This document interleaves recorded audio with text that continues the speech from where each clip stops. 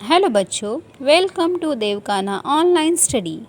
आज हम हिंदी सुलभ भारती 7वीं कक्षा की कविता 8 जीवन नहीं मरा करता है इसे पढ़ने और समझने वाले हैं। इसके जो कवि हैं वो हैं गोपाल दास सक्सेना, जिन्हें नीरज नाम से भी जाना जाता है। पहले उनका जन्म देखते हैं। 4 जनवरी 1924 पुरावली इटावा उत्तर प्रदेश में हुआ। रचनाएं हैं बादर बरस गयो, नीरज रचनावली, नीरज की गीतिकाएं, दर्द दिया है। परिचय, पद्म भूषण मतलब उन्हें पद्म भूषण मिल चुका है, इसीलिए उनके नाम के आगे पद्म भूषण लिखा हुआ है। पद्म भूषण गोपाल दास सक्सेना नीरज जी की कवि सम्मेलनों के मंचों पर काव्यवाचक एवं विख्यात गीतकार हैं। ये क्या करते हैं? कविताएं भी लिखते हैं, उसका वाचन भी करते हैं और गीतकार भी हैं। प्रस्तुत कविता में कवि ने विविध उदाहरणों के माध्यम से जीवन की समस्याओं और इसकी शाश्वतता की ओर संकेत किया है। शाश्वतता मतलब जो कि जीवन का सत्य है, उसके बारे में इन्होंने यहाँ पर बताया है। उसके पहले हमें दिया है, जरा सोचो और चर्चा करो, यदि सूर्य प्रकाश न होता तो इन पर क्या प्रभाव पड़ता, क्या इफ़ेक्ट पड़ता वनस्पति, पशु पक्षी और मानव पर। तो आप सोचिए और बताइए, यदि सनलाइट ना होता तो क्या होता। वनस्पति, जैसा कि आप जानते हो, वनस्पति को भी अपना भोजन बनाने के लिए सनलाइट की ज़रूरत होती है।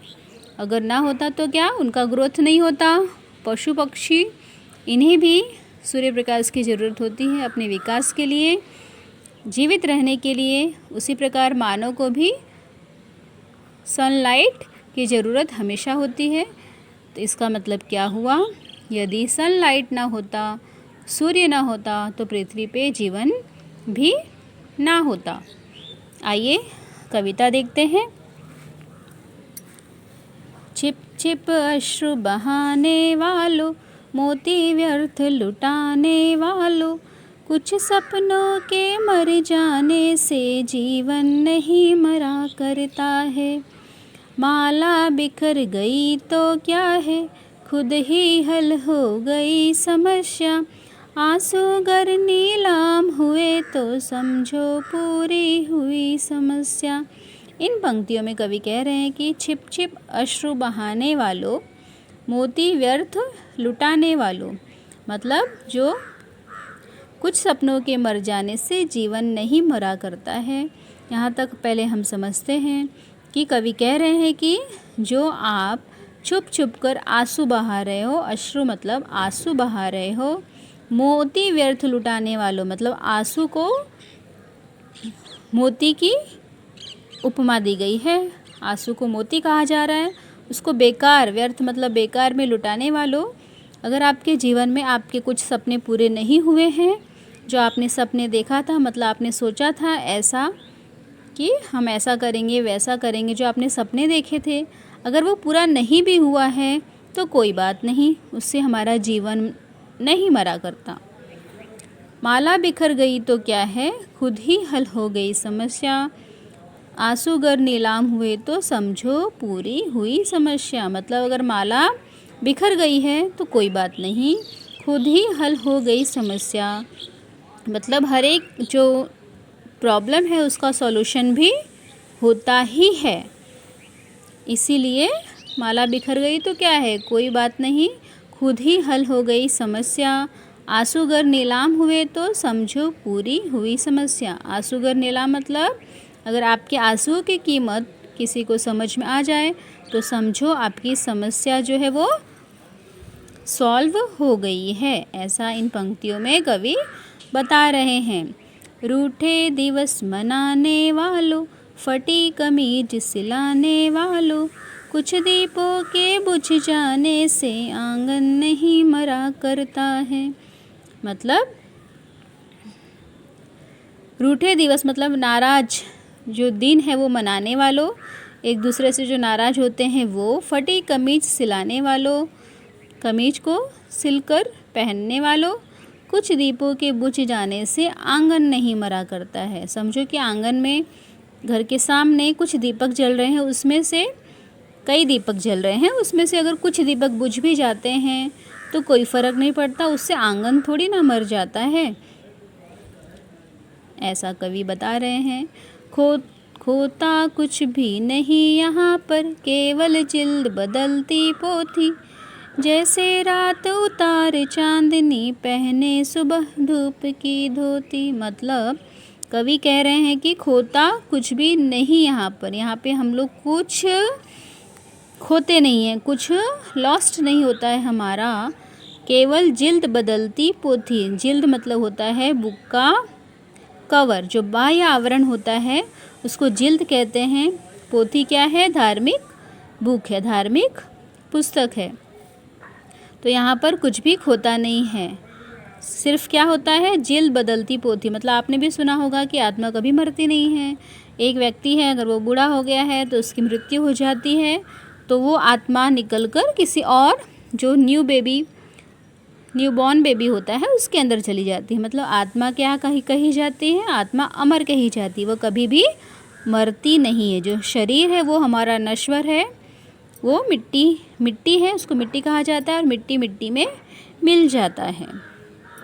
तो इसका मतलब यही कवि कहना चाहते हैं कि जो आत्मा है, जो शरीर है, वो केवल जिल्द बाह्य आवरण उनका बदलता है, शरीर बदलता है, लेकिन जो आत्मा है वो ज्यों की त्यों रहती है।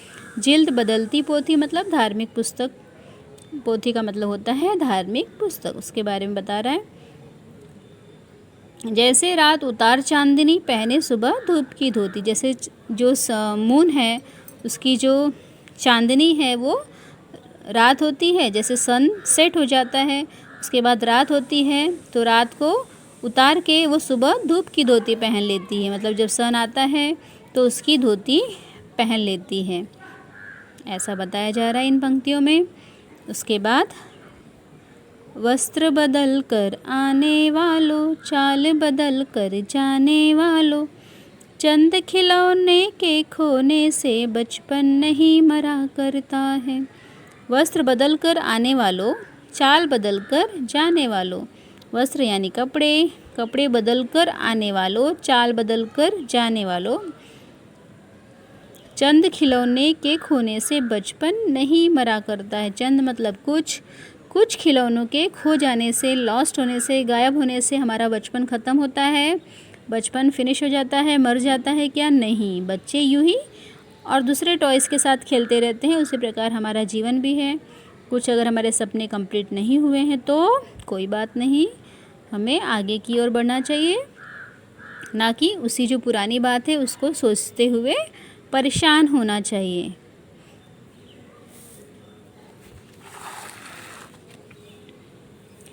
कितनी बार गगरिया फूटे, शिकन पर आई पनघट पर, कितनी बार किश्तियाँ डूबी, चहल पहल वो ही है तट पर।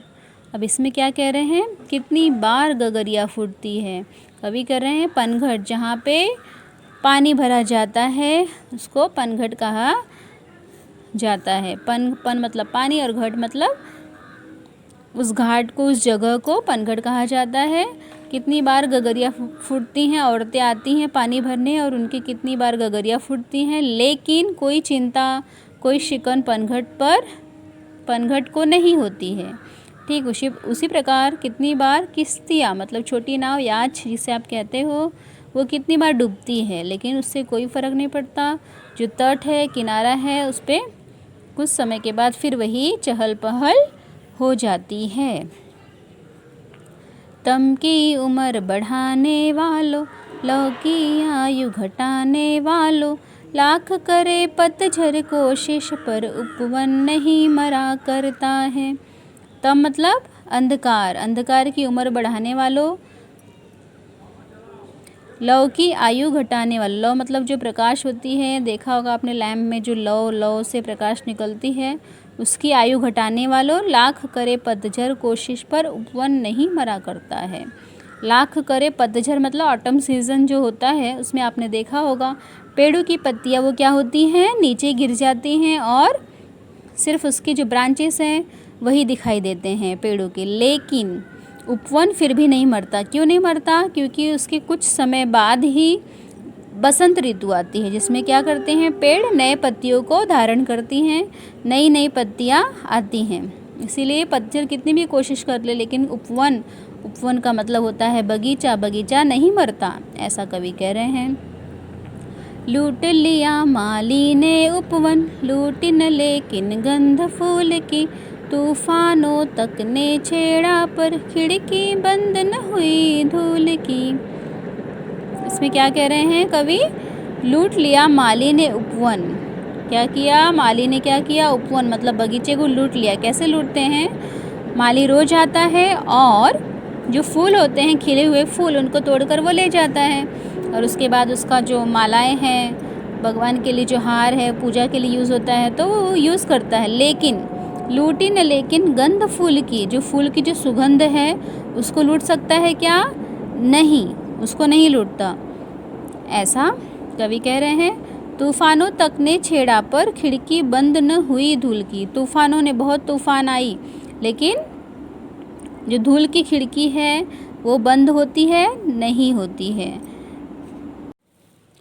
नफरत गले लगाने वालों, सब पर धूल उड़ाने वालों, कुछ मुखड़ों की नाराजी से दर्पण नहीं मरा करता है। मतलब कवि यहाँ बता रहे हैं कुछ लोग क्या करते हैं, एक दूसरे से नफ़रत करने का काम करते हैं। नफ़रत को गले लगाना मतलब नफ़रत से प्यार करते हैं, उनको नफ़रत करना ही अच्छा लगता है लोगों से। सब पर धूल उड़ाने वाला, धूल उड़ाना मतलब क्या होता है, उसमें सिर्फ कमियां निकालना। लोगों में कमियां निकालने की आदत होती है एक दूसरे की, तो जो कमियां निकालते हैं वो लोग, कुछ मुखड़ों की नाराज़ी से दर्पण नहीं मरा करता है। अगर समझो दर्पण का मतलब है आईना, मिरर। अगर दर्पण है, उसके सामने कुछ नाराज़गी वाले फेस हैं, तो उससे दर्पण को कोई फ़र्क नहीं पड़ता, दर्पण उससे मरता नहीं है। इस प्रकार कवि हमें क्या समझा रहे हैं? जीवन में हमें कभी भी निराशावादी नहीं होना चाहिए, आशावादी होना चाहिए, होप होना चाहिए। कमज़ोर नहीं पड़ना है, समस्याओं का डटकर सामना करना है। ऐसा इस कविता के माध्यम से कवि हमें संदेश देना चाहते हैं। यहाँ पे है मैंने समझा, आपने क्या समझा, वो आप अपनी ओन वर्ड में यहाँ पे लिख सकते हो। जैसे मैंने यहाँ लिखा है, हमें जीवन की समस्याओं से हार नहीं मानना चाहिए, बल्कि उसका डटकर मुकाबला करना चाहिए। अगर आपके पास जीवन में प्रॉब्लम आई है तो उसका सॉल्यूशन भी होगा, तो आपको हार न मानकर उस समस्या को हल करने की कोशिश करनी चाहिए। देखते हैं यहाँ पे शब्द वाटिका। नीलाम मतलब कि बिक जाना, जैसे बोली लगती है, नीलाम होते हैं, वैसे नीलाम मतलब बिक जाना। जिल्द पुस्तक का बाह्य आवरण। शिकन सिलवट चिंता। पनघट वह स्थान जहाँ लोग पानी भरते हैं। किश्ती मतलब कि नाव। तम मतलब अंधकार। पतझड़ पत्ते झरने की ऋतु। और मुखड़ा मतलब चेहरा। यहाँ पे क्या है, मुहावरा, गले लगना यानी प्यार से मिलना।